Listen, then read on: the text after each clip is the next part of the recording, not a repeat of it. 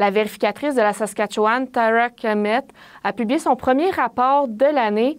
Plusieurs points y sont ressortis, dont le manque de transparence du gouvernement de la Saskatchewan en matière d'environnement, particulièrement pour son Outpout-Based Performance Standards Program, soit son programme provincial qui permet de réguler les émissions de gaz à effet de serre des producteurs industriels.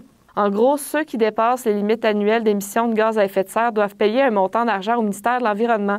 L'argent est ensuite déposé dans un fonds spécial qui devrait permettre de financer différentes technologies de réduction des émissions ou de capture du carbone. Le problème, c'est qu'en date du 31 décembre dernier, le ministère de l'Environnement n'avait toujours pas financé de projet avec le fonds en question. Pourtant, la vérificatrice estime que près de la moitié des émetteurs industriels ont dépassé les limites d'émissions de CO2 en 2019 et en 2020. Rendez-vous sur notre texte web, à la radio ou au téléjournal ce soir pour avoir plus de détails sur ce rapport. Les employés des bibliothèques de Saskatoon sont prêts à entrer en grève. Les membres ont voté en faveur à 95 % d'ajouter des moyens de pression si le conflit avec la ville devait continuer. Des sanctions qui pourraient aller jusqu'au refus de travailler. Les représentants syndicaux accusent la municipalité de ne pas en faire assez pour assurer la sécurité de tous dans les bibliothèques, en particulier celle des salariés. On en a beaucoup parlé dans les derniers mois. Les incivilités et les agressions se multiplient dans les établissements publics.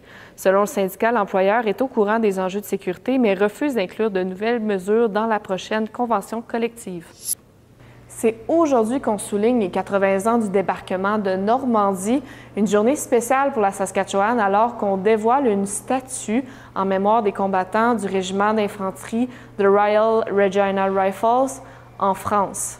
C'est le 6 juin 1944 que les soldats saskatchewanais, avec l'aide des forces canadiennes, américaines et britanniques, ont pris d'assaut la plage de Juno Beach. Les cérémonies entourant les 80 ans du débarquement ont une teinte bien spéciale pour un Saskatchewanais. Le père d'Alan Bird, Charles Bird, originaire de la Première Nation Crie, Pipicassis, avait participé à cet événement historique. En mémoire de l'héroïsme de son père et de ses confrères, Alan Bird prend part à une délégation autochtone qui s'est rendue en France pour participer aux différentes cérémonies commémoratives. C'est la fin du vidéo-journal. Faites attention à vous, je vous avertis, il y a un avertissement de vent dans le sud de la Saskatchewan. Alors, vous êtes avertis. Si vous voulez avoir d'autres nouvelles, il est possible de télécharger l'appli Info ou consulter notre site web. Sur ce, je vous souhaite une excellente journée et on se retrouve demain.